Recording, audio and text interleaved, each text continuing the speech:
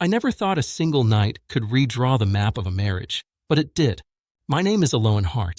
I am 38, married 12 years to Callum, steady, dependable, the kind of man who fixes things before they break. I am not reckless by nature. I am organized, cautious, predictable.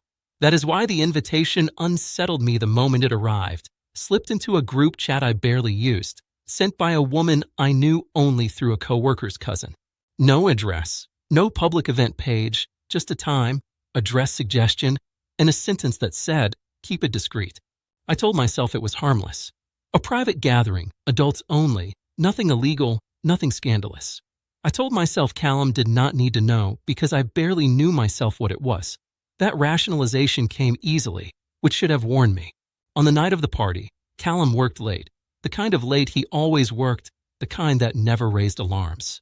I dressed carefully, not provocatively, just intentionally, and drove across town to a renovated warehouse near the river. Inside, the atmosphere was dense, buzzing, low lights and laughter. What struck me immediately was the ratio. Almost all men, confident, older, successful by the way they spoke and moved. No signs, no cameras, no phones out. It felt insulated from consequences, like a room built to forget names.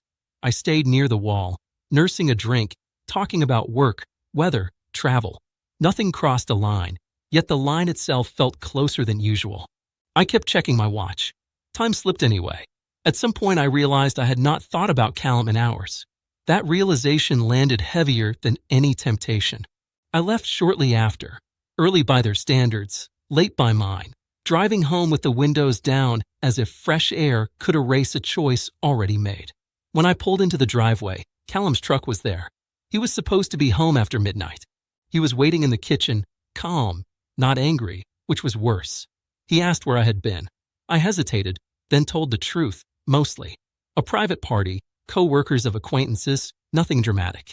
He listened without interrupting, eyes steady. Then he asked the question that changed everything. Why didn't you tell me? I had answers prepared for everything except that. I said I did not think it mattered. I said I wanted something separate. I said I did nothing wrong. He nodded slowly, as if filing paperwork. He asked who was there. I said mostly men. The silence stretched.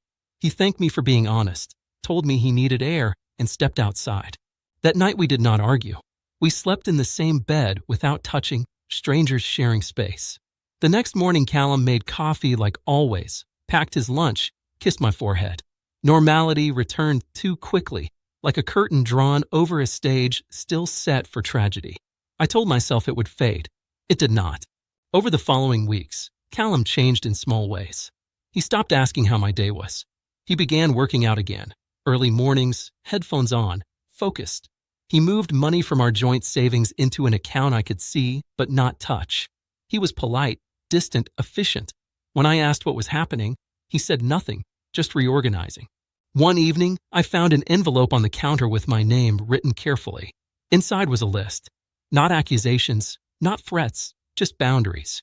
Transparency, shared calendars, location on, counseling. At the bottom, one line. If this feels restrictive, we are not aligned anymore. I felt the ground shift. This was not punishment. It was assessment. I realized then the party itself was almost irrelevant. What mattered was secrecy. What mattered was the ease with which I had compartmentalized my life, placing my marriage on mute for a few hours.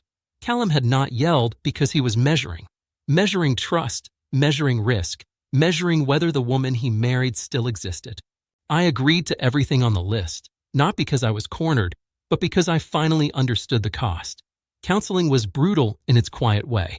Our therapist, Maribel, asked questions that left no place to hide. Why did the attention matter? Why did anonymity feel exciting? What did I believe marriage protected me from? The answers were uncomfortable, unflattering, honest. Months passed. We rebuilt routines deliberately. Some days were hopeful. Others felt like walking on glass. Callum did not pretend it never happened. Neither did I. Trust returned unevenly, like a muscle relearning strength. I learned that consequences do not always look like explosions.